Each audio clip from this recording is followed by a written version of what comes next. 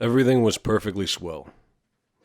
There were no prisons, no slums, no insane asylums, no cripples, no poverty, no wars. All diseases were conquered, so was old age. Death, barring accidents, was an adventure for volunteers. The population of the United States was stabilized at 40 million souls. One bright morning in Chicago lying in hospital, a man named Edward K. Welling Jr. waited for his wife to give birth. He was the only man waiting. Not many people were born a day anymore. Welling was 56, a mere stripling in a population whose average age was 129. X-rays had revealed his wife was going to have triplets. The children would be his first. Young Welling was hunched in his chair, his head in his hand. He was so rumpled, so still and colorless as to be virtually invisible. His camouflage was perfect, since the waiting room had a disorderly and demoralized air too. Chairs and ashtrays had been moved away from the walls. The floor was paved with spattered drop cloths. The room was being redecorated. It was being redecorated as a memorial to a man who had volunteered to die. A sardonic old man, about 200 years old, sat on a stepladder painting a mural he did not like. Back in the days when people aged visibly, his age would have been guessed at 35 or so. Aging had touched him that much before the cure for aging was found. The mural he was working on depicted a very neat garden. Men and women in white, doctors and nurses, turned the soil, planted seedlings, sprayed bugs, spread fertilizer. Men and women in purple uniforms pulled up weeds, cut down plants that were old and sickly, raked leaves, carried refuse to trash burners. Never, never, never, not even in medieval Holland or old Japan, had a garden been more formal and better tended. Every plant had all the loam, light, water, air, and nourishment it could use. A hospital orderly came down the corridor, singing under his breath a popular song. If you don't like my kisses, honey, here's what I will do. I'll go see a girl in purple, kiss this sad world toodaloo. If you don't want my lovin', why should I take up all this space? I'll get off this old planet, let some sweet baby have my place. The orderly looked in at the mural and the muralist. Looks so real, he said. I can practically imagine I'm standing in the middle of it. What makes you think you're not in it? Said the painter. He gave a satiric smile. It's called the happy garden of life, you know. That's good of Dr. Hitz, said the orderly. He was referring to one of the male figures in white, whose head was a portrait of Dr. Benjamin Hitz, the hospital's chief obstetrician. Hitz was a blindingly handsome man. Lots of faces still to fill in, said the orderly. He meant that the faces of many of the figures in the mural were still blank. All blanks were to be filled in with portraits of important people on either the hospital staff or from the Chicago office of the Federal Bureau of Termination. Must be nice to be able to make pictures that look like something, said the orderly. The painter's face curdled with scorn. You think I'm proud of this daub? He said. You think this is my idea of what life really looks like? What's your idea of what life looks like? Said the orderly. The painter gestured at a foul drop cloth. There's a good picture of it, he said. Frame that and you'll have a picture of a damn sight more honest than this one. You're a gloomy old duck, aren't you? Said the orderly. Is that a crime? Said the painter. The orderly shrugged. If you don't like it here, Grandpa, he said, and he finished the thought with the trick telephone number that people who didn't want to live anymore were supposed to call. The 0 in the telephone number he pronounced naught. The number was 2BR02B. It was the telephone number of an institution whose fanciful sobriquets included Automat, Birdland, Cannery, Catbox, Delouser, Easy Go, Goodbye Mother, Happy Hooligan, Kiss Me Quick, Lucky Pierre, Sheep Dip, Whirring Blender, Weep No More, and Why Worry? To be or not to be was the telephone number of the municipal gas chamber of the Federal Bureau of Termination. The painter thumbed his nose at the orderly.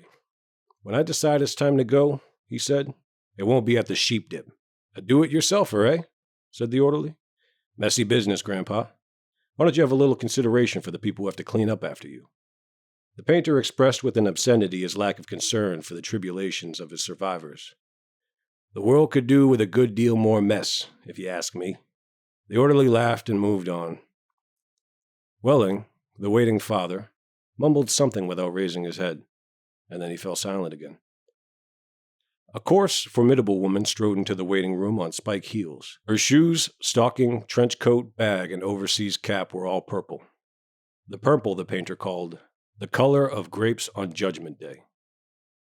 The medallion on her purple musette bag was the seal of the Service Division of the Federal Bureau of Termination, an eagle perched on a turnstile.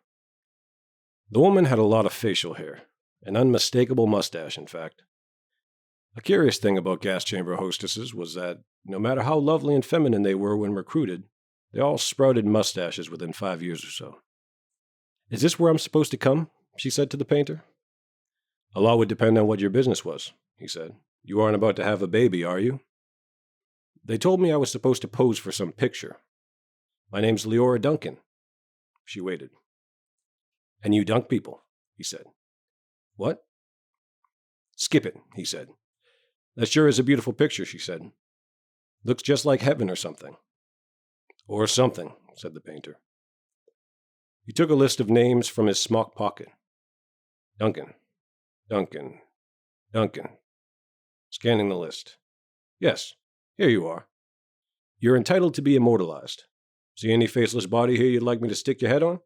We've got a few choice ones left." She studied the mural bleakly. "Gee," she said. "They're all the same to me. I don't know anything about art." "A body's a body, eh? All righty. As a master of fine art, I recommend this body here." He indicated a faceless figure of a woman who was carrying dried stalks to a trash burner. "Well," said Leora Duncan, "that's more the disposal people, isn't it? I mean, I'm in service. I don't do any disposing." The painter clapped his hand in mock delight. "You say you don't know anything about art, and then you prove in the next breath that you know more about it than I do. Of course, the sheave carrier. Of course the sheave carrier is wrong for a hostess. A snipper, a pruner, that's more your line." He pointed to a figure in purple who was sawing a dead branch from an apple tree. "How about her?" he said. "You like her at all?" "Gosh," she said, and she blushed and became humble. That puts me right next to Dr. Hitz." "That upsets you?" he said. "Good gravy, no," she said. It's just such an honor." "Ah, you admire him, eh?" "Who doesn't admire him?" she said, worshipping the portrait of Hitz. It was the portrait of a tanned, white-haired, omnipotent Zeus, 240 years old. Who doesn't admire him? He was responsible for setting up the very first gas chamber in Chicago. Nothing would please me more than to put you next to him for all of time. Sawing off a limb, that strikes you as appropriate?" "That is kind of like what I do," she said. She was demure about what she did. What she did was make people comfortable while she killed them. And while Leora Duncan was posing for her portrait, into the waiting room bounded Dr. Hitz himself. He was 7 feet tall, and he boomed with importance, accomplishments, and the joy of living. "Well, Miss Duncan, he said, and he made a joke. "What are you doing here? This isn't where the people leave. This is where they come in." "We're going to be in the same picture together," she said shyly. "Good," said Dr. Hitz heartily. "And say, isn't that some picture?" "I sure am honored to be in it with you," she said. "Let me tell you, I'm honored to be in it with you. Without women like you, this wonderful world we've got wouldn't be possible." He saluted her and moved toward the door that led to the delivery room. "Guess what was just born?" he said. "I can't." "Triplets," he said. "Triplets," she said. She was exclaiming over the legal implications of triplets. The law said that no newborn child could survive unless the parents could find someone who would volunteer to die. Triplets, if they were all to live, called for 3 volunteers. "Did the parents have 3 volunteers?" said Leora Duncan. "Last I heard," said Dr. Hitz, "they had 1, and were trying to scrape up another 2. "I don't think they made it," she said. "Nobody made 3 appointments with us. Nothing but singles going through today. Unless somebody called in after I left. What's the name? Welling, said the waiting father sitting up, red-eyed and frowsy. Edward K. Welling Jr. is the name of the happy father-to-be. He raised his right hand, looked at the spot on the wall, gave a hoarsely wretched chuckle. Present, he said. Oh, Mr. Welling, said Dr. Hitz. I didn't see you. The invisible man, said Welling. They just phoned me that your triplets have been born. They're all fine, and so is the mother. I'm on my way in to see them now. Hooray, said Welling emptily. You don't sound very happy, said Dr. Hitz. What man in my shoes wouldn't be happy, said Welling. He gestured with his hands to symbolize carefree simplicity. All I have to do is pick out which one of the triplets is going to live, and deliver my maternal grandfather to the happy hooligan, and come back here with a receipt. Dr. Hitz became rather severe with Welling, towered over him. You don't believe in population control, Mr. Welling? I think it's perfectly keen, said Welling tautly.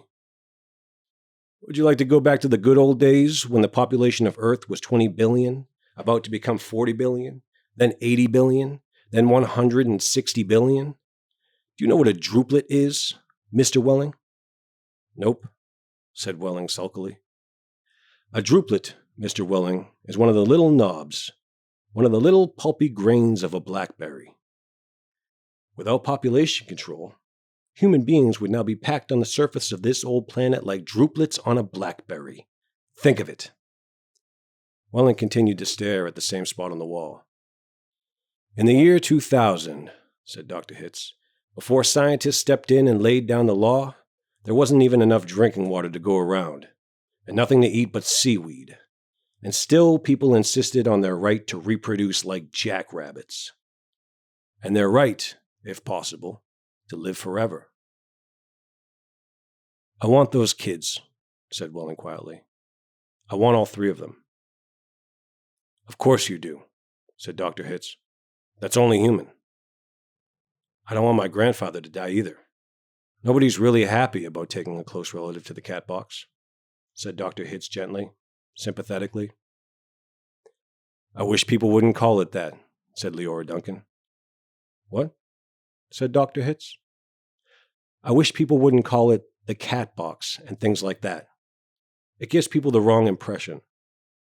You're absolutely right, said Dr. Hitz. Forgive me. He corrected himself, gave the municipal gas chamber their official title, a title no one ever used in conversation. I should have said Ethical Suicide Studios. That sounds so much better, said Leora Duncan. This child of yours, whichever one you decide to keep, Mr. Welling, said Dr. Hitz, he or she is going to live on a happy, roomy, clean, rich planet thanks to population control. In a garden like that mural there. He shook his head. 2 centuries ago, when I was a young man, it was a hell that nobody thought could last another 20 years. Now, centuries of peace and plenty stretch before us as far as the imagination cares to travel. He smiled luminously. The smile faded as he saw that Welling had just drawn a revolver. Welling shot Dr. Hitz dead. There's room for one more, a great big one. And then he shot Leora Duncan. It's only death, he said to her as she fell. There, room for 2. And then he shot himself, making room for all 3 of his children. Nobody came running. Nobody, seemingly, heard the shots.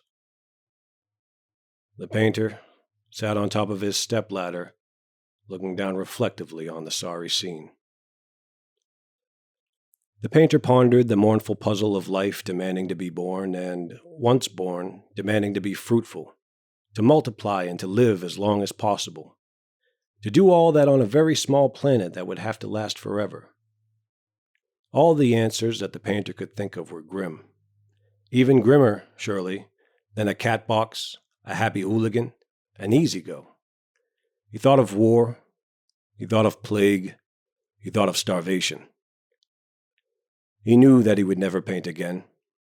He let his paintbrush fall to the drop cloths below, and then he decided that he had had enough of life in the happy garden of life too, and he came slowly down from the ladder. He took Welling's pistol, really intending to shoot himself, but he didn't have the nerve. And then he saw the telephone booth in the corner of the room. He went to it, dialed the well-remembered number, 2BR02B. Federal Bureau of Termination, said the very warm voice of a hostess. How soon could I get an appointment? He asked, speaking very carefully. We could probably fit you in late this afternoon, sir. It might even be earlier, if we get a cancellation. All right, said the painter. Fit me in if you please. And he gave her his name, spelling it out. Thank you, sir. Your city thanks you. Your country thanks you. Your planet thanks you. But the deepest thanks of all is from future generations.